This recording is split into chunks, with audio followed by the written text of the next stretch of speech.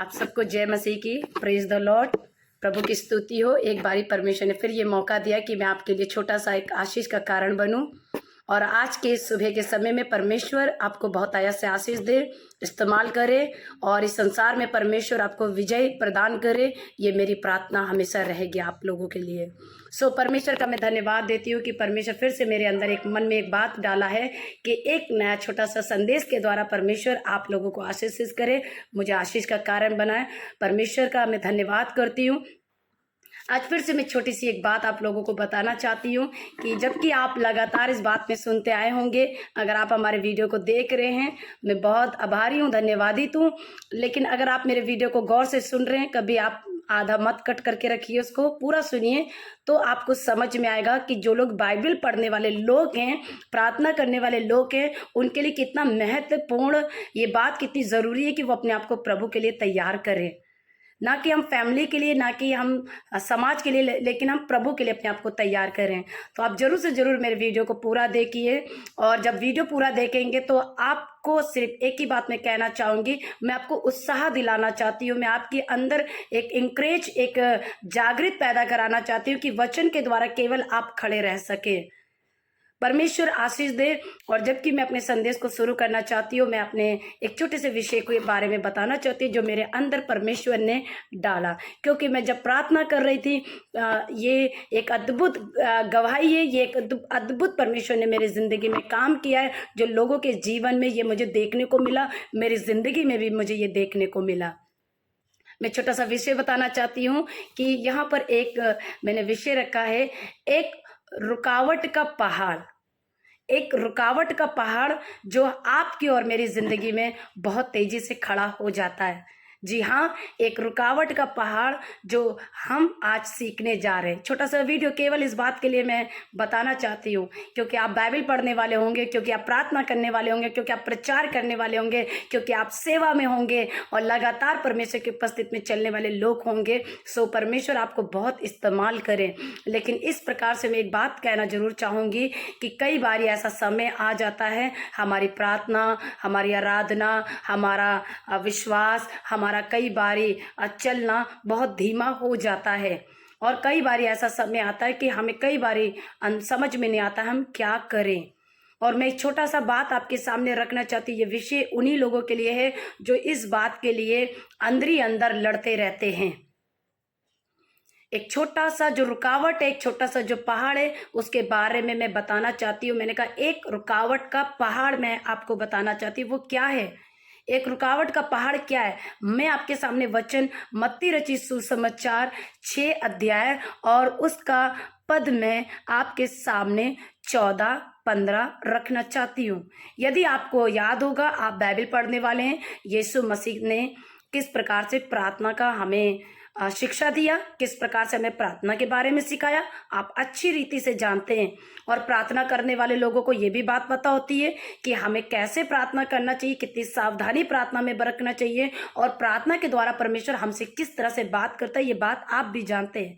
लेकिन आज मैं इसी में से जो बाइबल में यीशु मसीह ने सिखाया है, अपने चेले लोगों को, अपने विश्वास करने वाले लोगों को सिखाया है, मैं आपके सामने 14 और 15 से लेकर बात करना चाहती हूँ। एक रुकावट का जो पहाड़ है वो मैं आपके सामने रखना चाहती हूँ। आपके अंदर ये पहाड़ अगर है, आपके अंदर अगर रुकावट है, आपके अंदर कोई भी ऐसी बोझ है, तो आज की सुबह परमेश्वर ये पहाड़ आपके सामने 2 भाग में कर दे। हालेलुया। 2 भाग में कर दे, आपका रास्ता बन जाए और आप प्रभु यीशु मसीह के लिए कुछ कर पाए और प्रभु के लिए आप इस्तेमाल हो पाए। हालेलुया। मैं आपके सामने पढ़ना चाहती हूँ। यदि तुम मनुष्य के अपराधों को क्षमा करोगे तो तुम्हारा स्वर्गीय पिता तुम्हें भी क्षमा करेगा। यदि तुम मनुष्य के अपराधों को क्षमा ना करोगे तो तुम्हारा स्वर्गीय पिता तुम्हारे अपराधों को क्षमा नहीं करेगा। जी हाँ, प्रभु यीशु मसीह ने ये हमारे हाथ में रख दिया है, ये हमारे ऊपर छोड़ दिया है कि हम या तो माफ करें या तो ना करें। इसमें कोई भी जबरदस्ती की बात नहीं है। लेकिन आपको एक बात समझना बहुत जरूरी है कि यदि इस पद को आप पढ़ेंगे तो ये डिपेंड करता है, ये पूरी रीति से निर्भर ये करता है कि यदि आप लोगों को माफ करते हैं तो उसी प्रकार से हमारा स्वर्गीय पिता भी हमें माफ करेगा। और जब हमारा स्वर्गीय पिता में माफ करेगा तो याद रखिए हम उसके सामने एक निर्दोष निष्कलंक व्यक्ति देखने को मिलेंगे। और जब हम निर्दोष निष्कलंक दिखेंगे तब हम इस संसार में सेम वैसे ही यीशु मसीह की संतान होकर आशीषित हो जाएंगे जैसा पिता ने हमारे लिए प्रतिज्ञा करी है। देखिए आज यहाँ देखने को क्या मिलता है, बहुत से लोग होते हैं मसीह जीवन में भी होते हैं, चलते रहते हैं, लेकिन उनकी जिंदगी खामोशी की जिंदगी होती है। उनके अंदर क्या होता है, ना क्षमा करने वाला हृदय होता है, ना माफ करने वाला हृदय होता है।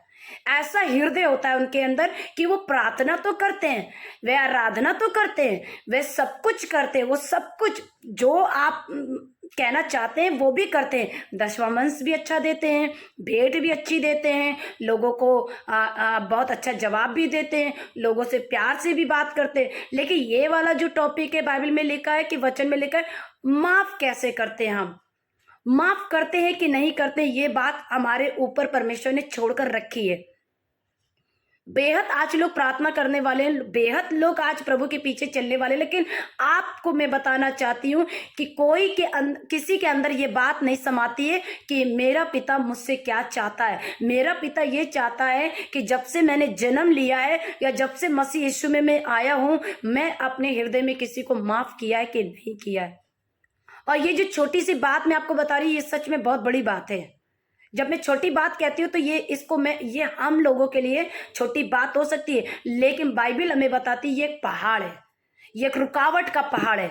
जब आप प्रार्थना में बैठते हैं तो याद रखिए सबसे पहला शत्रु अगर आक्रमण करता है तो हमारे ना क्षमा करने वाले शब्द के ऊपर वो आक्रमण करता है। परमेश्वर ने कहा यदि तुम माफ करोगे तो मैं भी तुम्हें माफ करूंगा। यीशु ने यह सिखाया, हमारा स्वर्गीय पिता। और अगर आप मेरे साथ आगे बढ़े तो मैं आपके सामने मरकुस रचित सुसमाचार उसकी 11वां अध्याय से, और मैं आपके सामने यहाँ पर 24, 25 और यहाँ तक 26 पद को भी मैंने लिया है, क्योंकि ये एक सूखे अंजीर पेड़ से शिक्षा यीशु मसीह देते हैं। बाइबल हमें यह कहती है कि अगर आप पढ़ना चाहें तो आप पढ़ सकते हैं, लेकिन इसमें भी यही बात लिखी है कि जो प्रार्थना करने वाला व्यक्ति होता है या तो वो क्षमा की याचना हमेशा करता रहे, वो लगातार क्षमा के लिए प्रार्थना करे और लगातार वो खुद को अपने आप को इस प्रकार से तैयार करना है कि वो लोगों को माफ कर सके। ऐसे कितने परिवार के लोग हैं प्रार्थना करते हैं, माँ को माफ नहीं करते हैं, सास को माफ नहीं करते हैं, बहू को माफ नहीं करते हैं, बेटे को माफ नहीं करते हैं, रिश्तेदार को माफ नहीं करते हैं। क्यों माफ नहीं करते? कई बार ऐसा आपके जीवन में एक सवाल उठेगा कि कहीं ना कहीं उन्होंने आपके दिल को दुखाया है। मसीह जीवन में भी आकर आपको सताया होगा, मसीह जीवन में भी आकर आपको छोड़ दिया होगा, मसीह जीवन में भी आकर वो आपके साथ दुर्व्यवहार किया होगा। मैं आपको बताना चाहती हूं ये जो पहाड़ है ये केवल इसी बात का पहाड़ है, ना माफ करने वाला पहाड़। ये वो पहाड़ है जो आपकी प्रार्थना को रोक देगी, ये वो पहाड़ है जो आपकी सफलता को रोक देगी, ये वो पहाड़ है जो आपको परमेश्वर के प्यार को रोक देगी। इसलिए बाइबल हमें कहती है बदला परमेश्वर हमें देने वाला परमेश्वर है। परमेश्वर कहता है तुम माफ करोगे मैं भी तुम्हें माफ करूंगा। आप ये आपके ऊपर निर्भर करता है, आप माफी लेना चाहते हैं कि नहीं चाहते। आप चाहते कि ये पहाड़ आपके ऊपर से हटे। आपको पता है आज भी बहुत से बिलीवर्स परेशान हैं, बहुत से विश्वासी परेशान हैं, विचलित हैं, दुखी हैं, अंदर ही अंदर लड़ रहे हैं। वो कारण एक ही है, ना माफ करने वाला हृदय। ये पहाड़ है, ये कौन सा पहाड़ है? ये मुसीबत का पहाड़ है। ये ऐसा पहाड़ है, बाइबल हमें कहती है, कुछ लोग समस्या का पहाड़ समझते हैं, कुछ लोग सोचते हैं कर्जे का पहाड़ समझते हैं, तो कुछ लोग समझते हैं कि ऐसा लगता है कि मैं अकेला हूं और मेरी जिंदगी में कुछ नहीं होने वाला है, वो ऐसा पहाड़ समझते हैं। लेकिन धीरे धीरे मैं आपको ये समझाना चाहती हूँ मेरे प्रिय भाई बहन, अगर ये बोझ आपके ऊपर से उतर गया तो दुनिया का कोई पहाड़ आपके ऊपर राज्य नहीं करेगा। ये पहाड़ आपके अंदर से आज की सुबह परमेश्वर आपको आपके हृदय से बात करे। आप वेदी पे बैठिए, प्रार्थना करिए, सिर्फ एक बात बोलिए, प्रभु मैं लोगों को क्षमा करता हूँ, मैं माफ करता हूँ लोगों को अपने हृदय से, क्योंकि कई बार ये भारी बोझ आपके अंदर रखा होगा। आप जो कुछ भी करते होंगे, कई बार आपका मन खुश नहीं होता होगा, हृदय खुश नहीं रहता होगा, लेकिन जब आप ये प्रार्थना करेंगे, ये यीशु मसीह की सिखाई गई प्रार्थना है। याद रखिए, मैं आपको बताना चाहती हूँ, यीशु मसीह, बाइबल कहती है वो हृदय को जांचने वाला परमेश्वर है, मन को जांचने वाला परमेश्वर है। आपको अपने दुश्मन को भी माफ करना पड़ेगा, क्योंकि बाइबल यही कहती है, यही शिक्षा है। अगर हम दुश्मन को अपने हृदय से क्षमा करते हैं, हम अगर अपने पड़ोसी या अपने परिवार को दिल से माफ करते हैं, आंसुओं के साथ माफ करते हैं, तो याद रखिए हम परमेश्वर की दृष्टि में एक अलौकिक रीति से एक अद्भुत उसकी संतान बन जाएंगे। मैं एक पद और आपके सामने पढ़कर रखना चाहती हूँ, इब्रानियों 12:15, जो इस प्रकार से हमारी सहायता करेगी, जो मैं आपके सामने रखना चाहती हूँ। क्योंकि आज ऐसा समय आ चुका है कि प्रार्थना हो रही है, आराधना हो रही है, लेकिन अंदर क्या है? एक बोझ, एक पहाड़।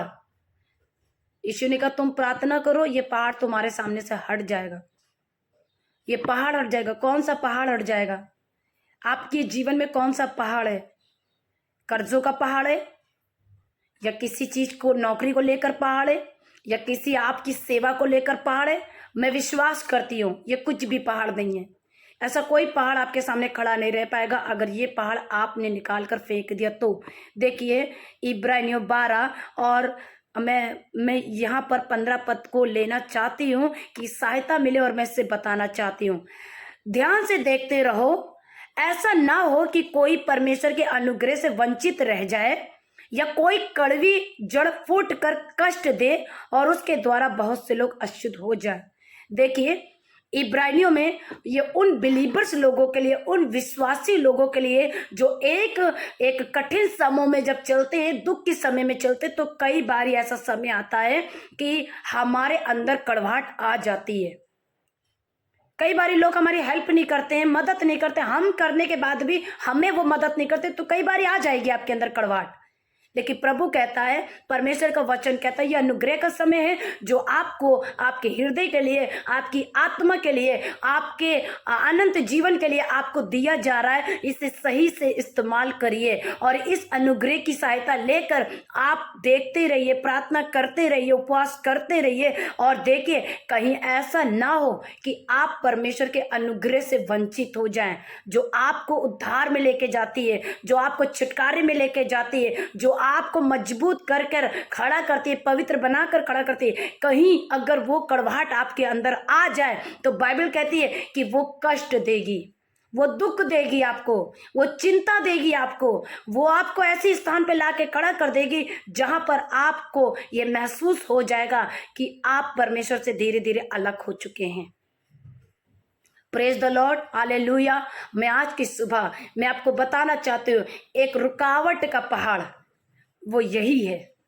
अगर आप मेरे मैसेज को सुन रहे तो इस बात के लिए आज आप प्रार्थना करें और विनती करें परमेश्वर के सामने कि यीशु ने जो सबसे पहली शिक्षा दी वो यही है, यदि तुम माफ करोगे तो मैं भी तुम्हें माफ कर दूंगा। ऊपर से अगर माफी मिली, पवित्र आत्मा की ओर से अगर आपको माफी मिली, पिता की ओर से माफी मिली, यीशु की ओर से अगर माफी मिली, तो संसार में कोई आपको दोषी नहीं ठहरा सकता है।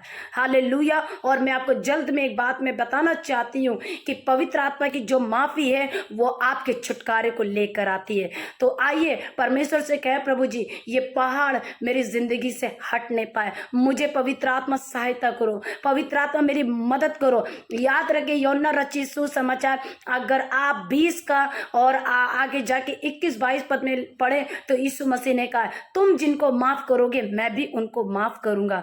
तो आप प्रभु के संतान होने के नाते आप जरूर से जरूर ये प्रार्थना लगातार करिए, जब तक आपका हृदय ये ना कह दे कि मैंने लोगों को माफ किया है, जब तक आपका हृदय ये ना कह दे कि परमेश्वर ने मुझे माफ किया, लगातार आप प्रार्थना करते रहिए। सो परमेश्वर आपको इस वचन के द्वारा आशीष दे। Praise the Lord. जय मसीह की।